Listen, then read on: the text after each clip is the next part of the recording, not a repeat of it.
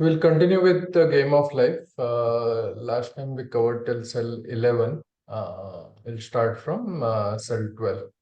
Cell 1 to 22 are related to the not one, that is Viveka and Vairagya. So just before we start, just want to read one line from Sir's article on Viveka. That is, Viveka is easy to know, hard to learn, and to earn it is much more difficult. So with that in mind, so let's try to learn and earn. And so let's contemplate over the conditions that are being there in the different cells, so as to earn that. Okay. Cell 12, Ahimsa.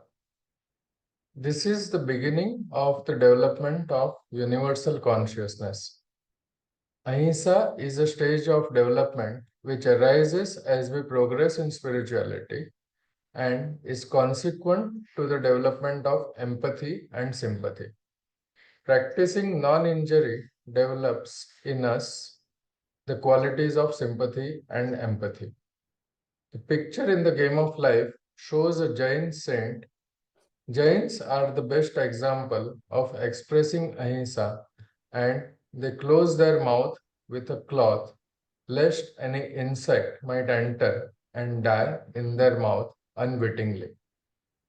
Only when universal consciousness comes, ahimsa will also come.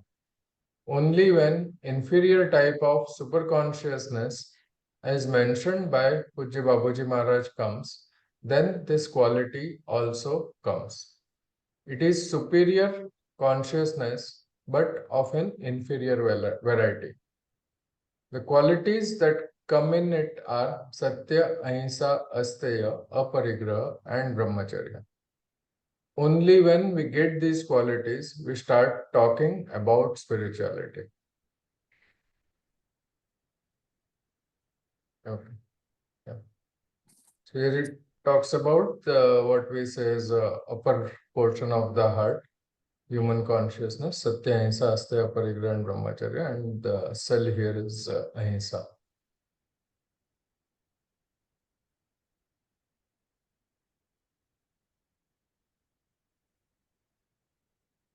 Anything to add, sir?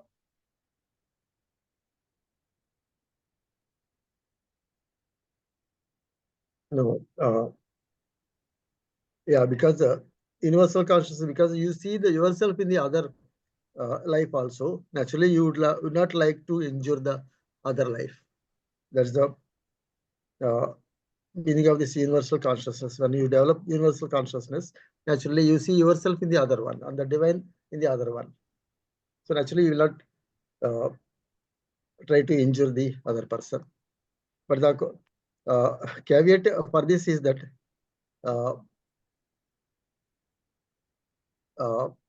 the animals like a lion and others, they eat the other animals.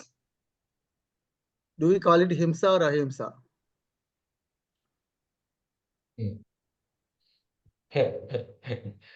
That's And many people eat animal proteins also, animal food. Is it ahimsa, himsa? Yeah. So as long as it is to keep the nature cycle running, right? Yeah. They say we always know that annam parabrahma swarupam. That the food is the parabrahma, because Brahma himself has created the universe and made himself the food for the universe also. When you say Purushametham, that means he himself offered him to the universe as the food. So that's why we call it Annam Parabrahma Swarupam. If you understand deeper, when you say you are the part of the Parabrahma, you are also Annam. So when you are alive, you eat the others and they become Annam to you. And when you die, you become Annam to the others. When you are buried, are cremated, you get into the earth and the plants absorb it and become the life. Again, the plants are eaten by the other animals, and the other animals are eaten by the some other animals. And when these animals also die, they get into the soil again, earth again. So it's become your you eat annam and you become annam. So if you take that way, it's basically there is no ahimsa in taking the food. Many people have that doubt. If you eat a non-vegetarian food, is it himsa or ahimsa? Some people say that if you don't kill and eat, it is not himsa, but somebody else is killing it. But if it is a natural food for you, the nature has ordained that as the food for you. That is not himsa. It's basically you are surviving yourself on that food. So these subtle points probably we have to remember, because we think that a lion is a evil animal or is a violent animal, or it has got a cruratvam. But it's a part of the natural cycle. How we proceed further. So for lion, tiger, some of those animals, it is natural, whereas for us, it is an unnatural, right? Unnatural So thing. it is where. Yeah, it's an unnatural thing.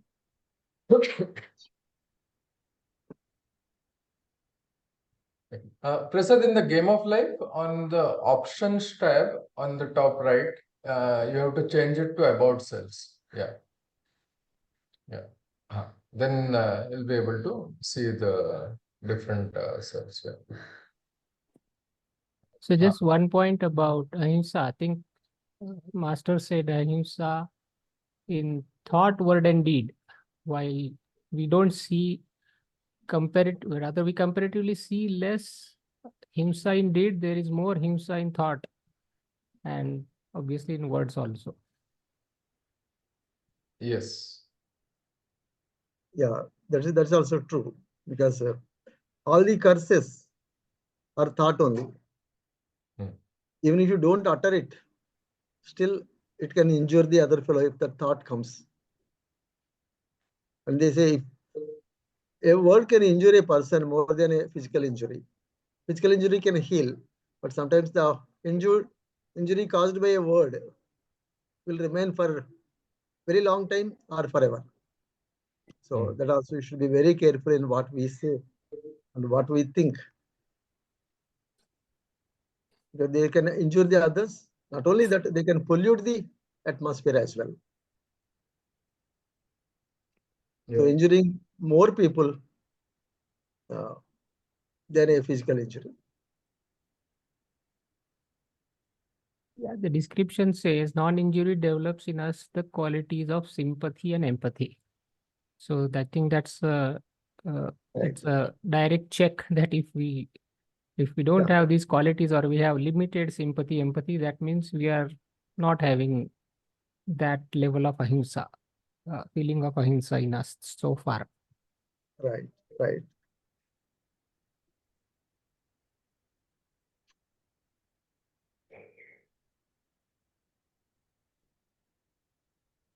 Anything else anyone wants to add on ahimsa?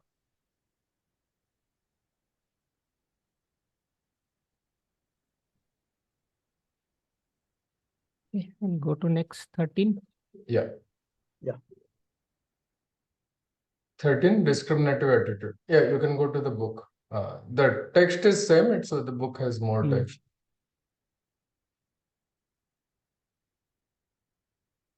Vivakshata. Having come through the stage of japa, tapa, and ahimsa, man develops an attitude that he is superior to others and starts thinking high of himself, boasting of his qualities, and naturally falls a prey to his own heaviness and falls to the stage of crocodile. one becomes a victim of sensuousness. Here it is the sensuousness of ego. So, falling to the stage of crocodile, there is a snake in this, and it will go back to the first row of crocodile. When we get into the aspect that one is superior and other is inferior, then there is vivakshata. In the past days, one couldn't go to hotels. Only white people could go to hotels. Not sure if it is there anymore. That is the first not condition. If you consider Brahmins, he would have done some japamu tapamu. Because he has done it, he considers the rest of the world is all lower class. So don't come near me is his approach. Others should get away from him. When they are coming, we have to move. Similarly, when king is coming, others should move. Similarly, any elderly, respected people come, also others should move away from them. This is caste discrimination. We are not talking about caste discrimination in this cell. We are superior and the other person is inferior. If you go to an astrologer, he will not take the papers by hand. He will ask you to leave your papers there. Same is the position even if a Brahmin goes to the astrologer. Discrimination is a bad quality that comes out of first knot. Have you ever been to Nambudri temples, Kerala temples? Brahmin there will leave the harathi, camphor plate at a place. He will not touch anybody and also he will not let anybody touch him. Irrespective of the person, he does this. His thinking is as if he is very religiously disciplined and may become impure when others touch him. I am pure and you are impure. In our childhood days, acharyas used to be there with 12 upright marks on the body, religiously disciplined and used to move separately. Where they eat, we can't even go. Even when they come to our home and eat, we can't be around. They are not in any enclosure while eating. While the recitation of Purusha Suktam goes on, they will be eating. Till they finish, no one should eat is another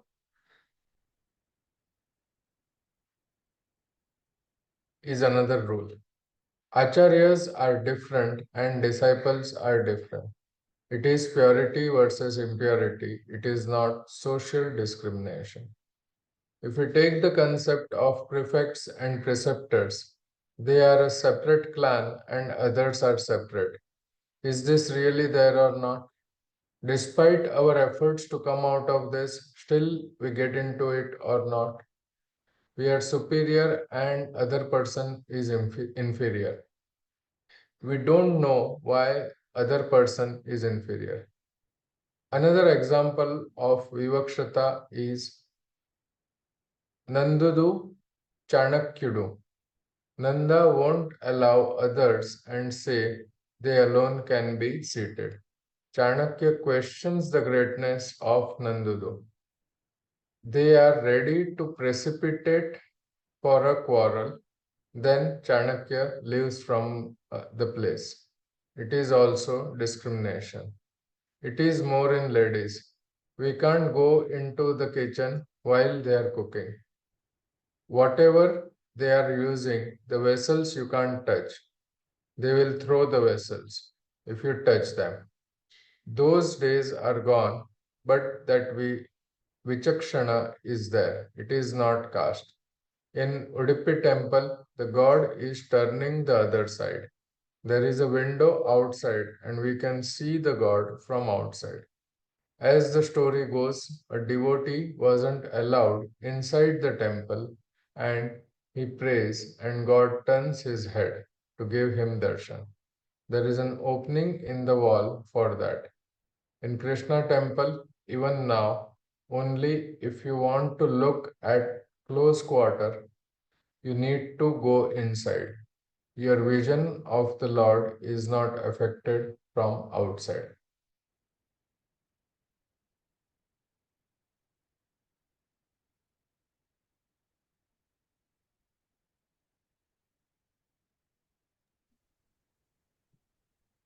So this is interesting one, right? It says the victim of sensuousness, and here it's a sensuousness of ego, where one feels superior than the other person.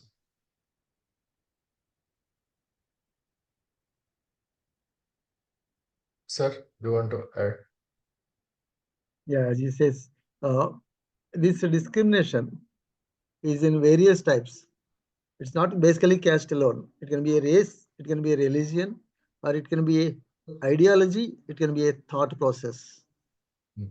Any of these things can cause a discrimination. If you don't subscribe to my ideology, you are not good enough. So it's not necessarily caste. It's not necessarily the religion itself, because among the religion, each religion also has different subsets. And one subset thinks the other fellow is not good enough. I am a better religious fellow than the other person. So in various regions also, there is a discrimination. People think the Africans are lesser, or the blacks are lesser, the whites are superior, or the Asians are low. Something like that they think. Even in India, people say that Northeast, you discriminate against the Northeast people in some areas.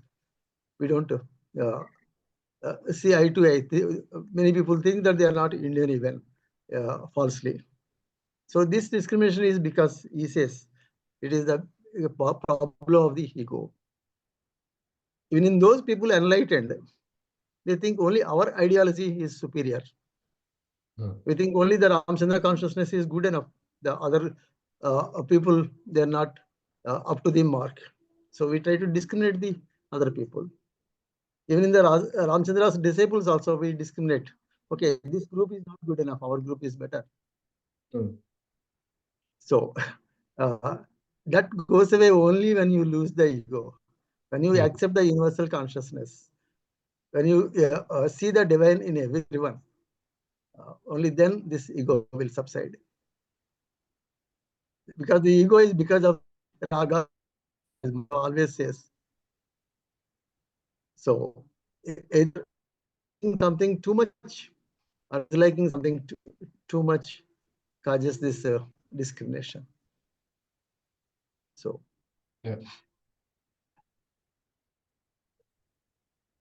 whether it's related or not, I don't know. But there is one story where one devotee was asked to take a lessons from somebody else, some saint. I think this is a Maharashtrian story only.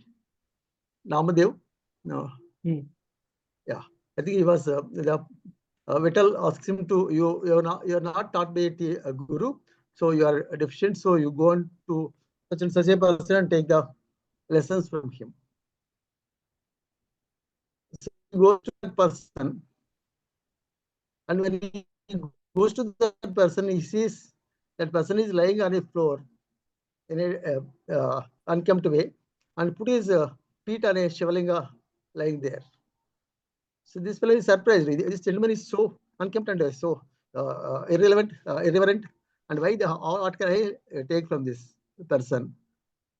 So he asks him, do you know that you are keeping your feet on the Shivalinga? Says that fellow says, I am very weak and very old. I cannot lift my feet. So please lift them and keep it somewhere else where the Shivalinga is not there. So he keeps it in some other place. One more Shivalinga comes up below his feet. He keeps it somewhere else. Again, another Shivalinga comes from below his feet. So then he realizes God is everywhere. And this person does not discriminate anything other than God. So when you know that everything everywhere is God, that there is no discrimination. So basically, the discrimination is because of not understanding the universalness of the divine, universal consciousness. Okay. Anything more you want to add? Yeah, just to add, I think some of these examples are related to sense of pride leads to discrimination, That's or the ego, sensuousness of the ego. right, Right. or in some cases, I think even the lack of knowledge or ignorance also helps develop this kind of ego, because if somebody doesn't know that other person is superior, he continue to feel he is superior until the other person proves that he is not that superior. Just to give example, in a small village, Yeah. a scholar person may feel that he is the greatest person in the world, but when he goes to city or bigger environment, then he understands he is not the greatest one. Yeah. Because of the inadequacy or inability to expand to the universal consciousness. When I am great, the other person also should be great. That that is probably the ego that is there. That's why the Sir says here that it is the sensuousness of the ego, because we enjoy it. So Yeah. we enjoy that ego. We enjoy that our position. We enjoy that pride. We enjoy that, okay, the other person is not equal to us. We enjoy that feeling. Yeah, and I think maybe you can help me understand better. Yeah. To rather come out of this state of mind, we need to develop more viveka to understand Yeah. what is this trap about. Yeah. As the even the Upanishad says, the basic avidya is I-ness.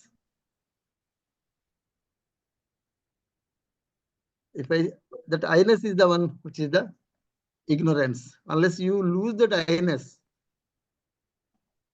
you don't go into the realm of the knowledge. So all this vivachata comes because of the I-ness only. I am different from the other person. So that is the cause for the vivachata, discrimination.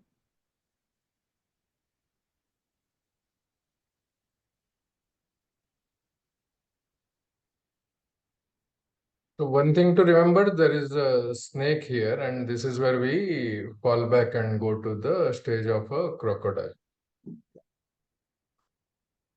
So this is something we all need to be careful about.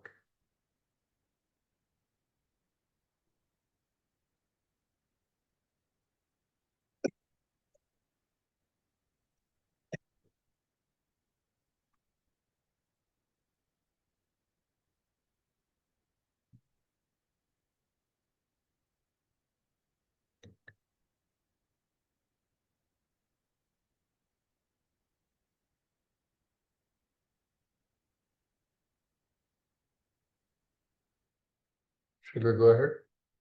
Yeah. Cell 14, Jigyasa. Person who is serious in getting to know about real values in life.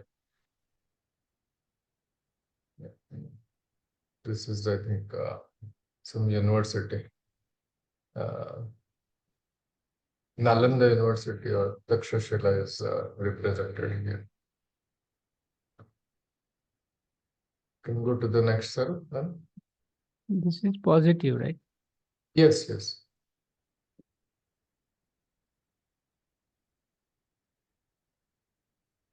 "15 is monkey. Vanaram. Interest generated at earlier stage never leads automatically to steadfastness. Various other things attract us which seem to be apparently similar to the goal. Before development of goal clarity, the mind plays monkeys, jumping from one to the other. When discrimination is lost, we end up in the stage of a monkey. A cricket player confuses himself with the tennis player. A dancer in Bharatanatyam would like to have the hand in Kathakali.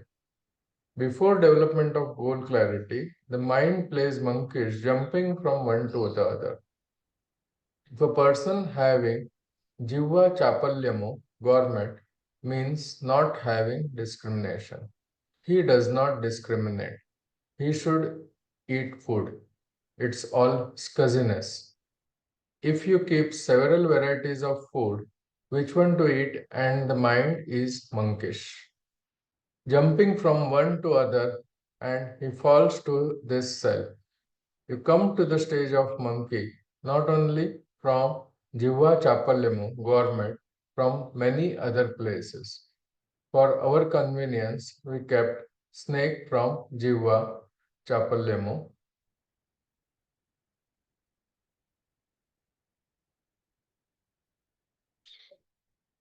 One may come to this cell from wherever discrimination is lost. Vivakshata is lack of discrimination, same as indiscrimination. Monkey is also like that. Give a laddu, it takes that.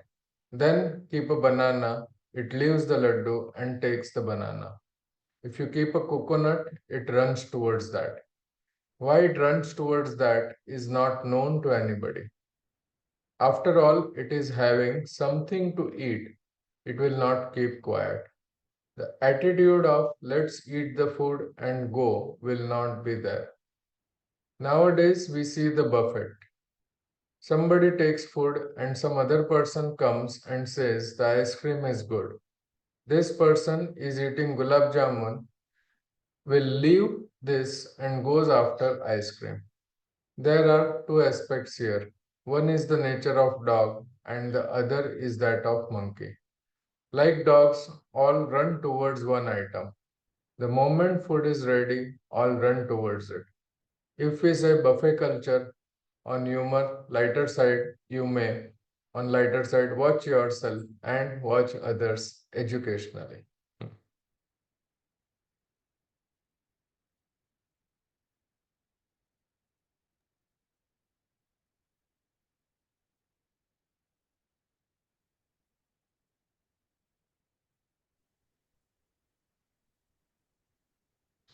Yeah, basically this is a curiosity. Initially, when we want to know something, we are curious. We try to go this way, that way, and everywhere. Even in spirituality also, we try to attempt everything before coming to a conclusion. Even Master also says, okay, you try that. You are doing something, okay, you try this and see which is better for you, for your elevation or for your progress. You choose and stick to that only. So before getting that clarity, we behave like monkeys. That's what Sir says in this article.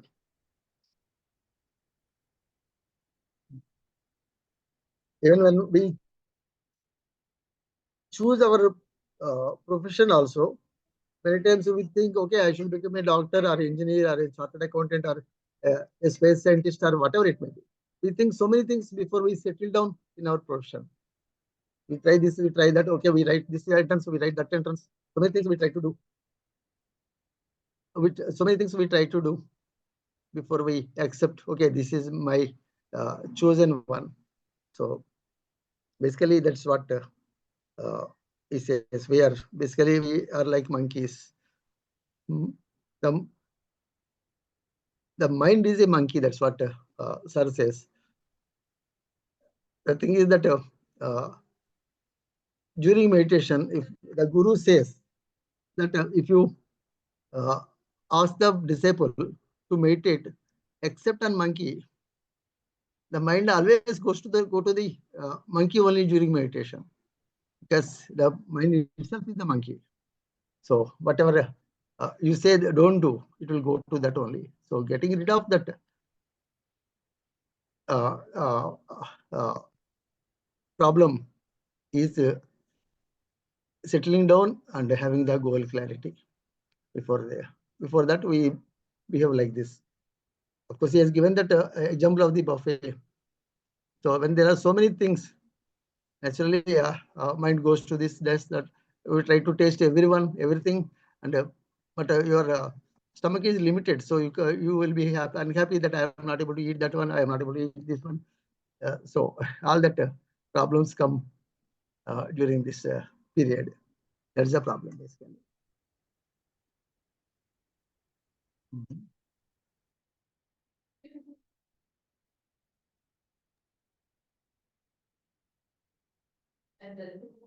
I think sir is also referring to earlier cell, that is interest generated at earlier stage never leads automatically to steadfastness. So sometimes even more information with less maturity can lead to this stage of just jumping around everything. Yeah, so the earlier cell is curiosity, right? Jigyasa.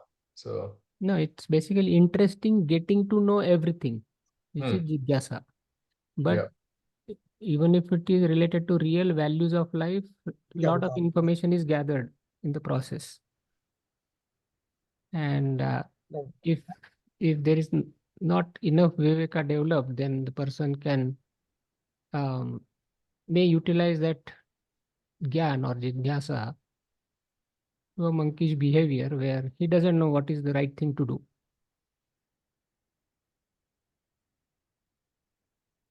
yeah.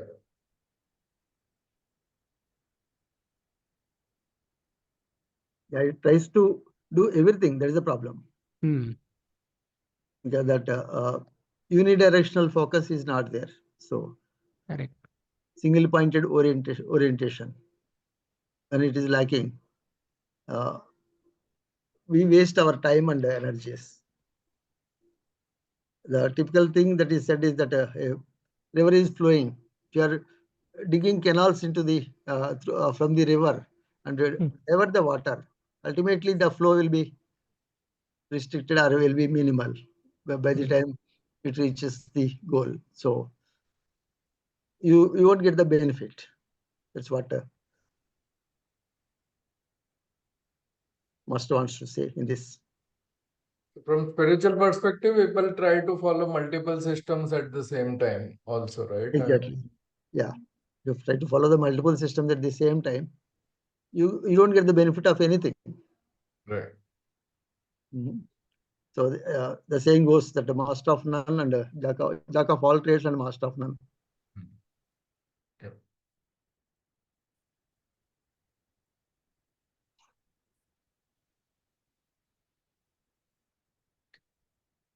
Shall we go ahead? Yeah. So cell 16, Guru Krupa. When we are interested in great things, if luck were to favor us, then one comes across a person who helps in the path. Most of the time, the help is accidental and as we feel it at that time, but we learn later that the whole thing was somehow programmed by God and we got the Guru we needed at the appropriate time based on our deservancy. The Guru, like a kangaroo, keeps us in his pouch and takes us through leaps, which is arduous for us to go through by self-effort. It is great that you have landed here. Guru Krupa here means taking assistance of Pranahuti from a co-traveler. Coming here, the sadhaka now learns that the physical presence of Guru is not necessary and he gets the grace of the master from nature, from books, from feelings during meditation, and by many means which are not conventional. They look conventional but may not be conventional. With Guru Krupa, one travels to Anima. So that's a ladder which will go to Anima. This is a jump through ladder. One crosses Vivekamu, discriminative intelligence, Lobhamu, possessiveness, Satya Sandhita, truthfulness, Atmarathi, self-adoration, and Mohamu. Once Guru Krupa comes, Guru will take us through. Pujya Babuji says, I will take you. Once a person reaches there, these are to be developed.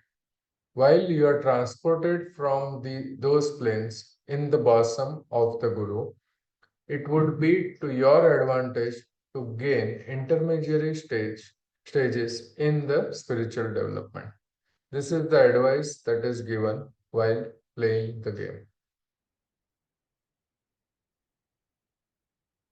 So this discriminative intelligence, possessiveness, self-adoration are the next cells, and if we land here, we get to the anima directly.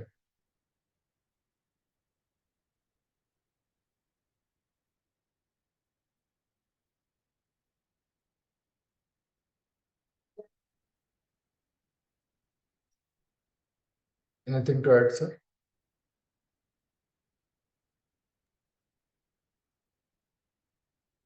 It's basically self-explanatory. Most of the times we get into the system through somebody, and we think that is accidental, but that somebody is also arranged by the Guru only, because he wants us to reach him. They say that you cannot get the Guru unless you to come. That's what the tradition says. That means you have reached a point where you need, or you are eligible to receive the grace of the Guru.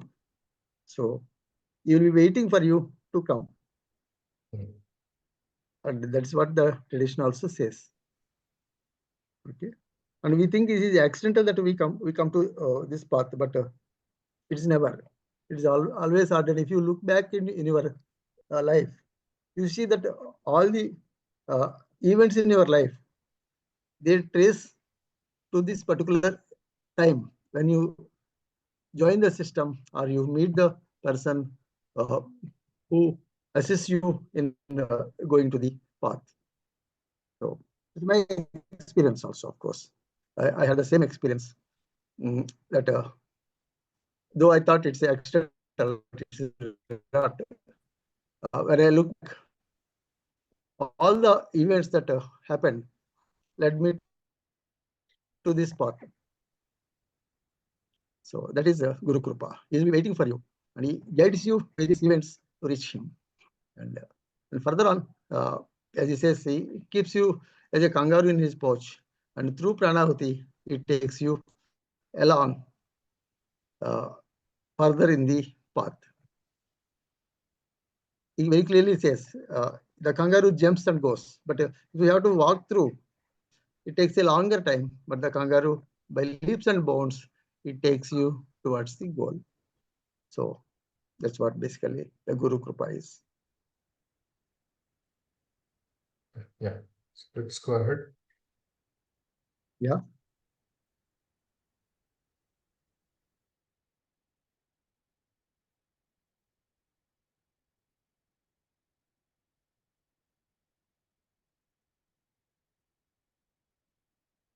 '70, that is discriminative intelligence, Vivekamu.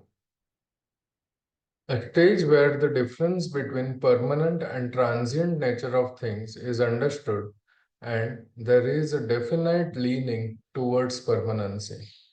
When a person stabilizes at this stage and has a discriminative understanding of all five sheaths of life, namely physical, vital, mental, aspirational, and bliss, he can be said to have proper discriminative capacity. This is the first stage of spiritual journey. The swan is legendarily known to separate milk from water. No person stops at this cell. A person having Viveka moves on, never stops. If person does not have Viveka, only then he stops. One marches further. Temple idols are meant for people having not having Viveka. Though people who go to temple may maintain a higher level, general notion of people who go there are those who are stuck to that god deity. If you show the image of Venkateshwara Swami, that person says that is the ultimate and never tries to listen.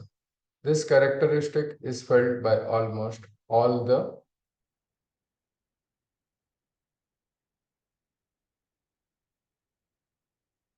saints, and none can be said to have become stagnant at this stage, depicted by a person who meditates.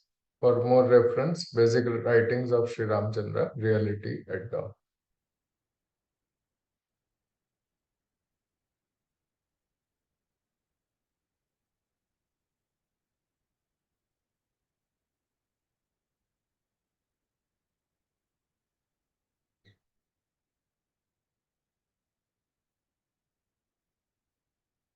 So here the all five sheets, that is physical, vital, mental, is Annamaya Kosha, Pranamaya Kosha, Manomaya Kosha, Vigyanmaya and the Anandmaya, right? Yeah, that's true.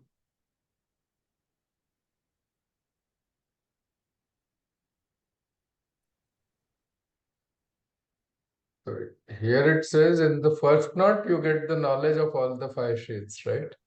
All the five. The knowledge of all the five sheets. Absolutely. There's a place where you get the clarity of the goal also. The discriminative intelligence also comes at that level.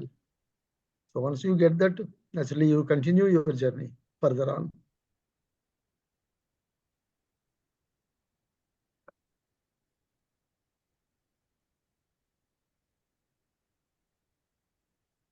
So once you know that what is permanent and what is impermanent, what is the truth and what is untruth, what is real and what is unreal, then naturally you will not stop there. You would like to go to the bottom of the truth. Till that time you won't stop. So goal clarity and the determination and this discriminative intelligence, they go together in that area.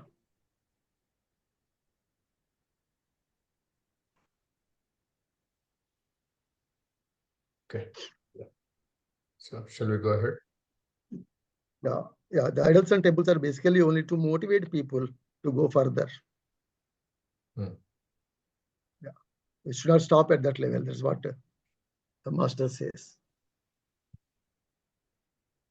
It's only when you calculate the sums or something, you use your fingers and say 1, 2, 3, 4, and count fingers and add multiplication or subtraction or things like that in the mathematics. But once you are progress further, you don't need the fingers. You don't need the numbers in on the slate also. You calculate further and go further. So similarly, those idols are like that for the initial stages. We should not stop at that level. We should go further and further. If you stop there, then that means we don't have the Viveka.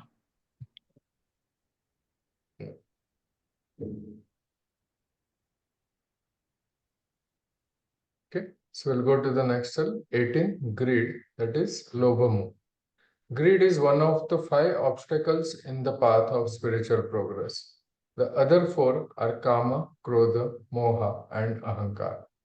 This is purely cultivated by the human mind and should be got rid of by following the right path.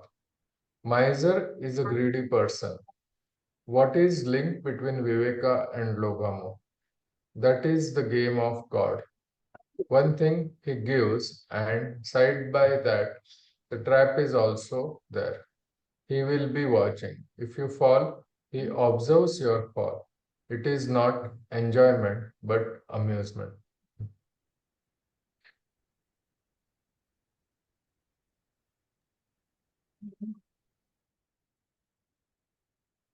Yeah. The Kama and Krodha are basically the natural things that is given to us for our progress in life or the spiritual journey. because they have to be only moderated. You cannot annihilate them. But this Lobha, Moha, and Ahankara are our own creations. So they need to be eliminated totally. So here what we need is the moderation. Once you have the moderation, you will not have these fallacies in your thought.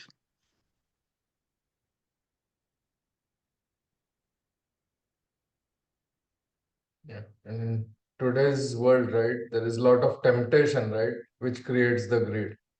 Exactly. Yeah. So that is where we have to be more careful. More careful. And the comparison is the one which creates greed. You compare yourself with the other person, then naturally you develop the greed. So there should be no comparison. You are unique yourself. What you have is what you have. So when we start comparing with the other person, naturally the greed and moha, the lobha and moha, they come.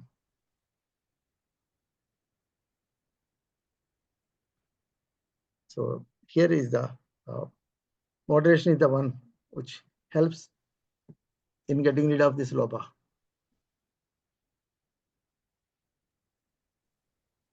Mostly we refer greed to the worldly matters, This is basically related to the worldly matters. Yes. but maybe also related to spiritual development. Yeah, to some extent. To some extent, you should have aspiration, but not greed. That's right. What is given to you, you have to own it up before you try to grab something else. Yeah, I just from my understanding, I think the thin line between greed and aspiration is that greed is basically to have things. Even spirituality also have the condition, but don't know, and then keep having more conditions, but not ready to own it. When somebody is trying to own it, then it can be aspiration. In aspiration, you try to make yourself eligible. Yeah. In greed, you don't think of the eligibility. Hmm.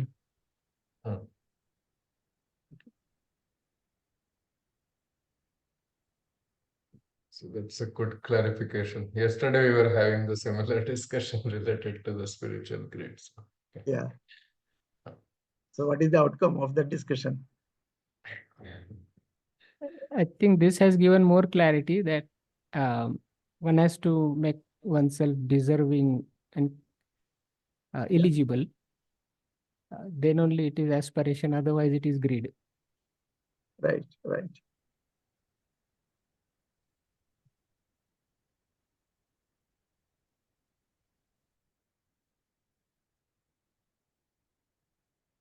Okay, yeah, let's move on.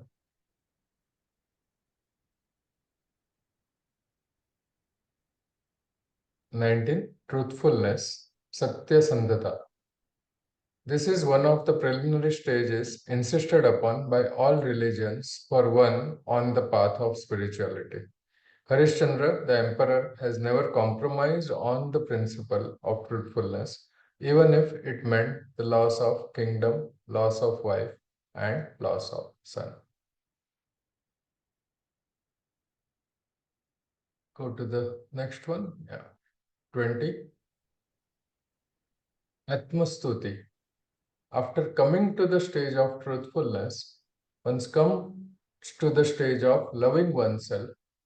By now, one has acquired non-injury, discriminative intelligence, and truthfulness.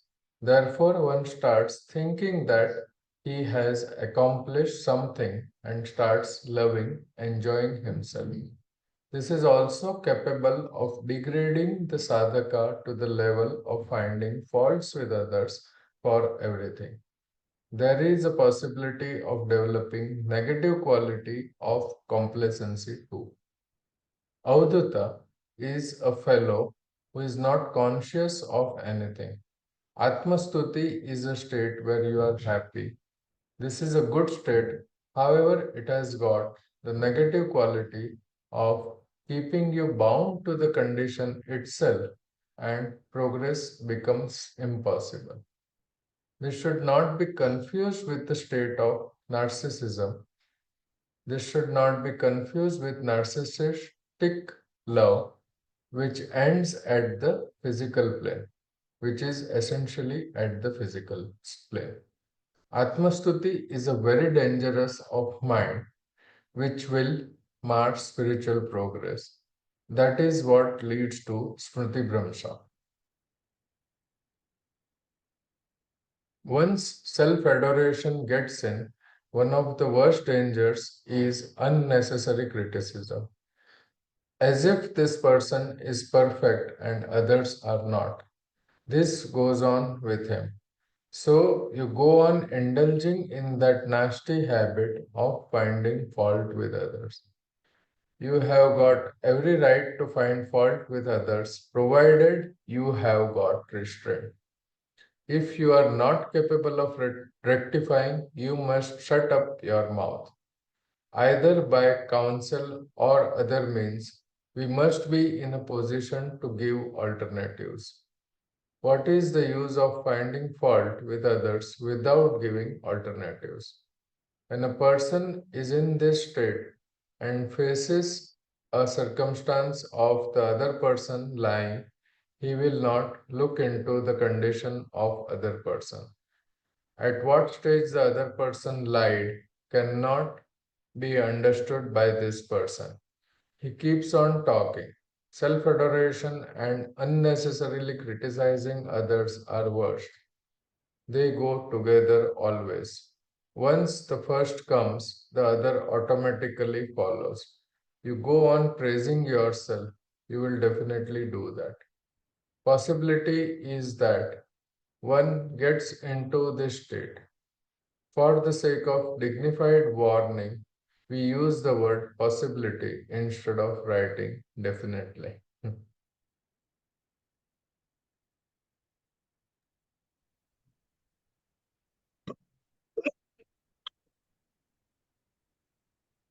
Here he says both the Paraninda and Atmasuti, both are dangerous. Okay. And probably both are interrelated also. That's what he says. There is a story in Mahabharata during the Kurukshetra war. The Karna defeats Dharmaraja, but because of his word to the Kunti, he does not kill him. He insults him and sends him away. So Dharmaraja is in a very bad mood. Krishna and Arjuna realize about this, that he has been defeated and injured. They go to see Dharmaraja. So Dharmaraja thinks that they have already defeated Karna and came to see him to tell the good word. So he asks him, have you done it? Have you killed Karna? He says, no, we have come to see you. Then Dharmaraja scolds Arjuna. What are you for? What you do? Why do you carry this Gandiva around without doing any proper job with it? So he scolds Arjuna. Arjuna has taken a vow earlier that anybody who insults his Gandiva, he kills him. That is his vow. So he immediately draws a sword and says, I will kill Dharmaraja. Krishna comes and stops him. What are you doing? Why are you doing all this war?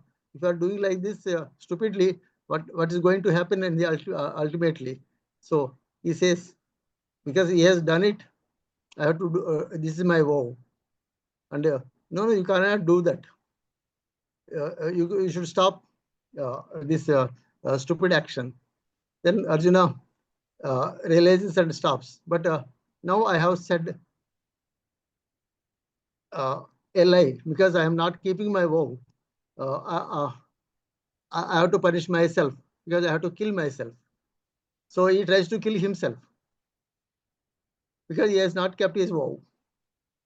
So Krishna says, no, don't do that. Then if you get killed, what happens to the rest of the war? You cannot do anything. So then what is the alternative? He said, you praise yourself, Atmastuti. That is equivalent to Atmahatya.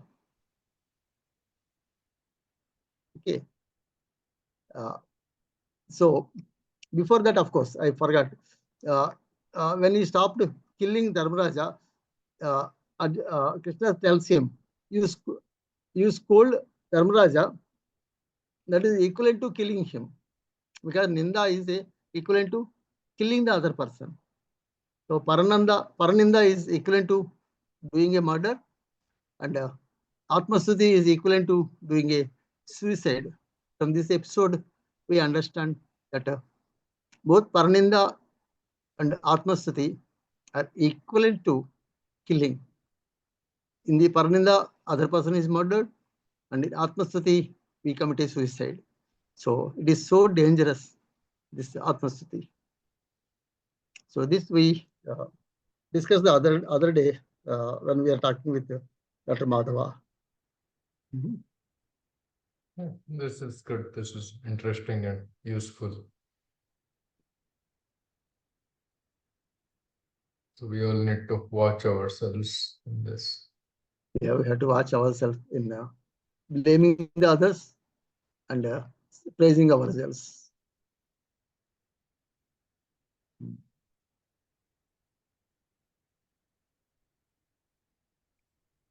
Let's go to self 21.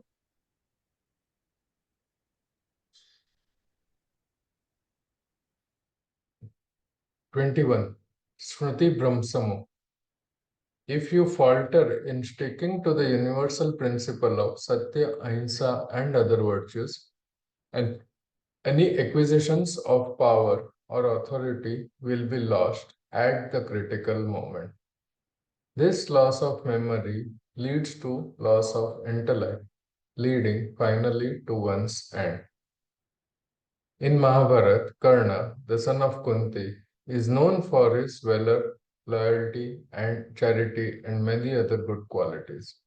He gains the Brahmastra from his guru, Parshurama, by concealing his identity as a Sutaputra and also lying that he is a Brahmin.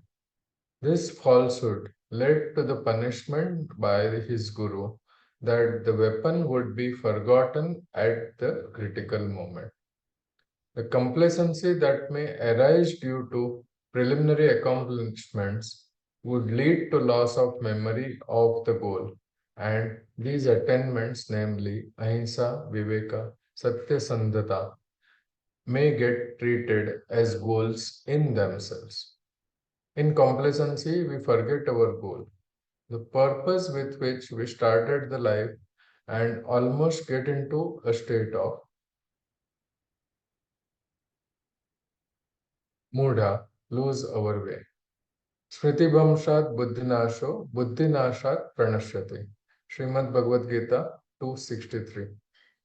The point to note here, the reason why the link is given to Guru Drohamu, cell 114, is when betrayal of the Guru is done by someone, he loses Smriti, he loses his Buddhi, he comes to one stage lower. What actually happens when Smriti Brahmsa happens is, we all know the story of Karna. His Guru tells him that at the time of most need, he will not recall anything. Karna's story is typical example of Smriti Bhamsham and Guru Droham.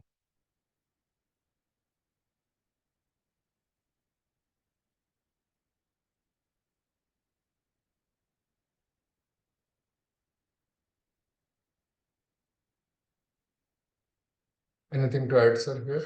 We're anyway talking about Mahabharata.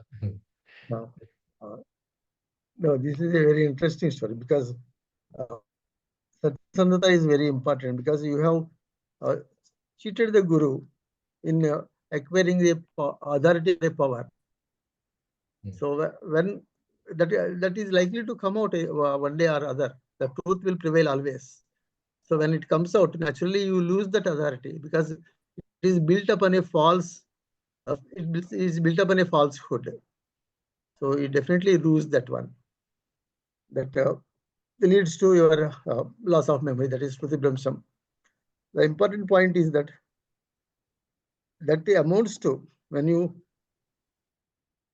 to the Guru, it amounts to Guru Droham. It's like a blasphemy, basically. And other point to note, most of the stories we are reading are from Mahabharata. It is said that whatever is there in the world is in the Mahabharata, and whatever is not there in the Mahabharata is nowhere in the world. There is a statement given about Mahabharata. If you critically analyze, you get everything out of it.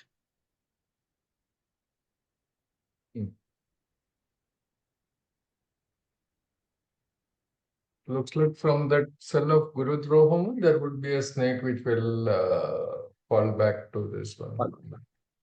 Guru Droham is somewhere in the Brahmanda or Parabrahmanda. Yeah, because it basically lost the Viveka. Hmm. The Viveka is lost here. The discrimination is lost. That he should not lie to the Guru of all the persons. Any person, okay.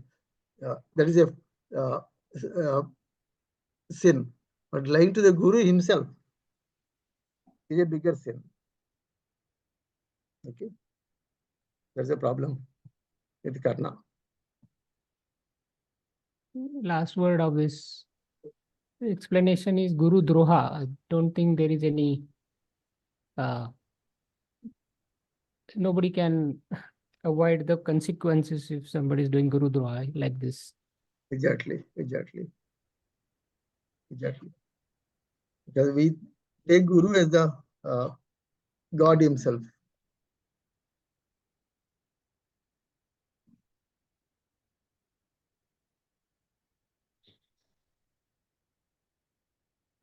Yeah, so let's go to the next one.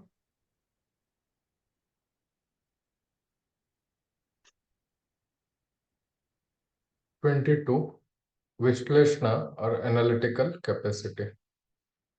The power to identify one with the smallest atom.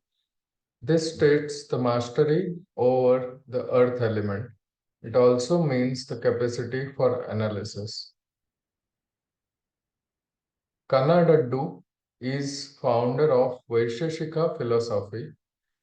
He came forward with the atomic theory and has used analysis and deductions as the method to seek true knowledge and clear perceptions. Kannadaddu is the first person who has analyzed and came to the level of atom. Kannamu means atom.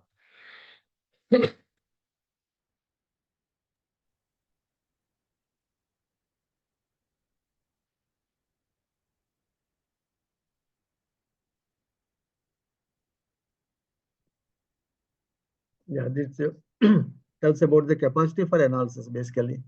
Analyze to the extent to the going into the smallest particle of the atom or whatever it is.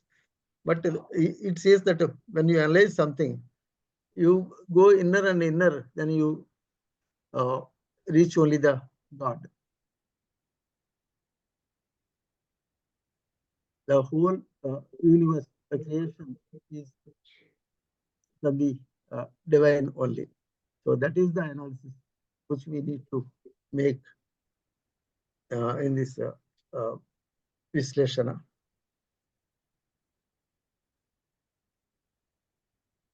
Anything is dissected towards the smallest thing or the innermost thing. Smallest means the innermost thing. The innermost thing is the divine only. So this would also mean the mastery over the element of earth, right? When you're identifying everything with the smallest atom. Yeah. In a way, true, because that is the earth is the physical manifestation of the divine.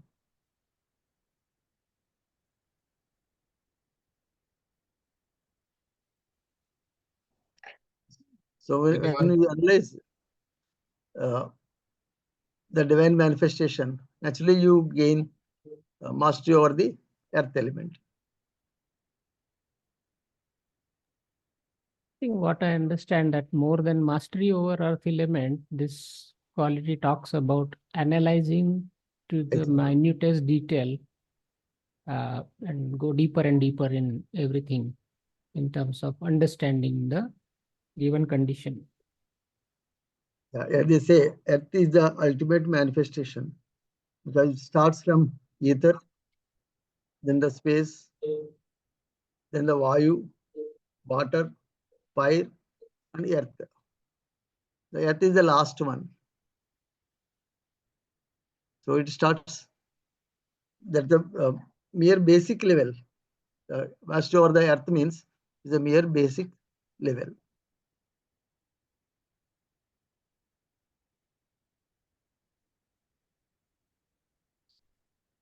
Yeah.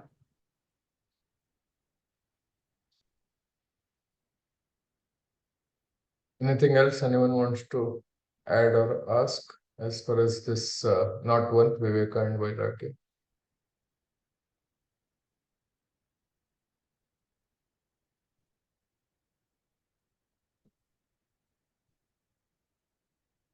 Okay, then yeah, we'll stop here for today and we'll meet next Sunday. Thank you. Yeah, one more thing you have to remember is that when you do your analysis,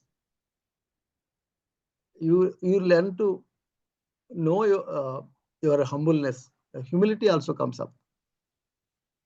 When you start analyzing yourself, you develop humility. That is basically what we need to know from this Visleshana. Yes. How small we are, how that humility comes up.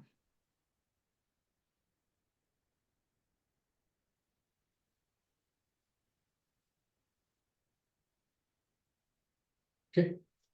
Thank you.